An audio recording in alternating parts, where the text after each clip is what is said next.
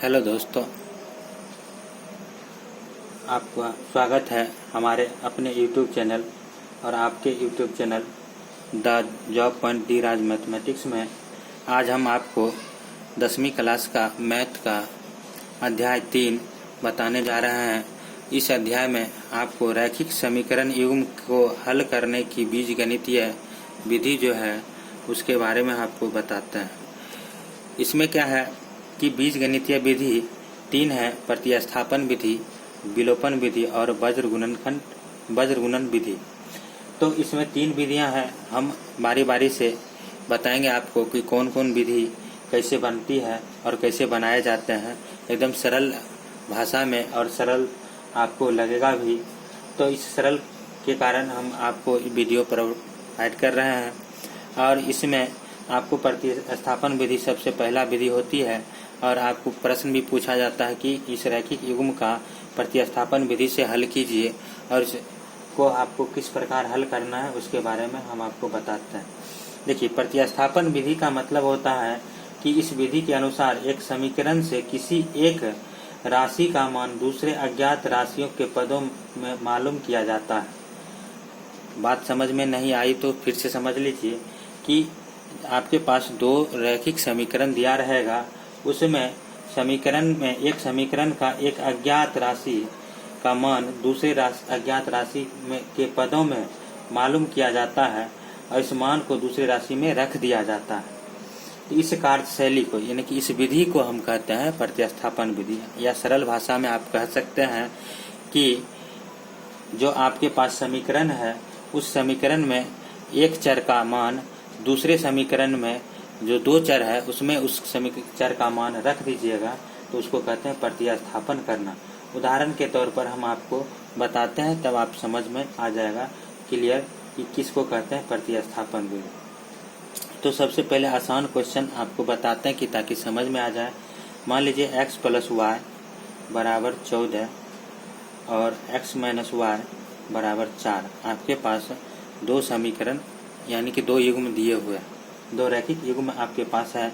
इसको विलोपन प्रतिस्थापन विधि से आपको हल करना है।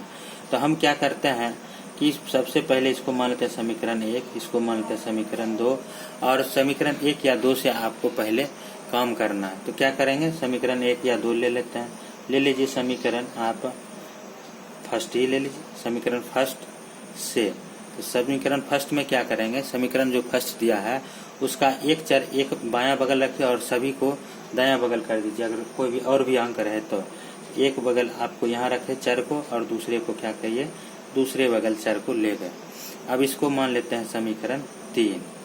अब देखिए, एक x का मान आपके पास आ गया, यानी कि कोई भी चर होगा तो उसमें आप क्या कीजिएगा, एक चर का मान निकाल लीजिए। अज्ञात ही निकलेगा, अभी अज्ञात ही है, y का मान हमको पता नहीं है, जो x का मान निकल गया, लेकिन अज्ञात ही रहेगा। तो इसका मतलब x का मान हमने इतना अज्ञात निकाल लिया। अब इसमें आपको क्या करना है, इसी अज्ञात मान को हम समीकरण 2 में रख देंगे। अगर 1-2 से चलते तो समीकरण 1 में रखते, और समीकरण 1 से चले तो समीकरण 2 में रखेंगे। यहाँ हम 1 में रखेंगे तो समीकरण 3 में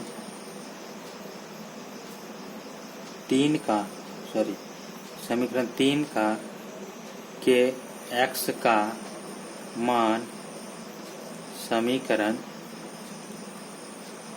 1 में रखने पर, समीकरण 1 में रख देते हैं। समीकरण 3 के जो x का मान है उसको समीकरण 1 लिख लीजिए, समीकरण 2 में रखना है। तो x - y बराबर 4, यह समीकरण आपका 2 है। x का मान कितना है, 14 - y, यहाँ लिख लीजिए 14 - y और -y बराबर 4। तो आपका x का मान रख दिए 14 - y। इसी को कहते हैं प्रतिस्थापन करना। तो आप यहाँ ऐसे भी लिख सकते हैं कि समीकरण 2 में, इसको या करके हम आपको बता देते हैं किस प्रकार भी लिख सकते हैं आसानी से। या नहीं लिखना चाहते हैं इसको तो या लिखिएगा इस तरह से, या समीकरण 2 में x का मान प्रतिस्थापित करने पर, यानी कि डायरेक्ट 3 निकाल लीजिए और उसका लिख दीजिए समीकरण जिसमें मान रखना है, जिससे का काम नहीं किया है उससे मान, उसका मान हम प्रतिस्थापित करने पर, हमने यहाँ x के स्थान पर इसको स्थापित कर दिया। अब यहाँ हम कैलकुलेशन कर लेते हैं। 14 माइनस वाई माइनस 2y बराबर 4, क्योंकि माइनस माइनस जो होता है वह जब समान चिन्ह रहता है तो जुटता है, यानी जुटने का मतलब होता है जोड़ना, यानी कि दोनों को क्या करेंगे जोड़, यानी माइनस वाई भी कर्ज है माइनस वाई भी, यानी 2y कर्ज हो गया हमारे पास। यानी समान चिन्ह में हमेशा जो चर होंगे वह हमेशा जोड़ा जाता है और विपरीत चिन्ह में हमेशा घटाया जाता है। तो इसमें भी कंडीशन है, समान चिन्ह में जोड़ेंगे और समान चिन्ह ही लिखेंगे। तो दोनों को जोड़ दिया y 2y और समान चिन्ह y माइनस है तो माइनस हमने लिख दिया। अगर विपरीत चिन्ह होते तो विपरीत चिन्ह में हमेशा घटता, लेकिन विपरीत चिन्ह में जो गुणांक होते हैं चर का, जो सबसे बड़ा गुणांक होता है उसके पीछे जो चिन्ह होते हैं वह लिखा जाता है।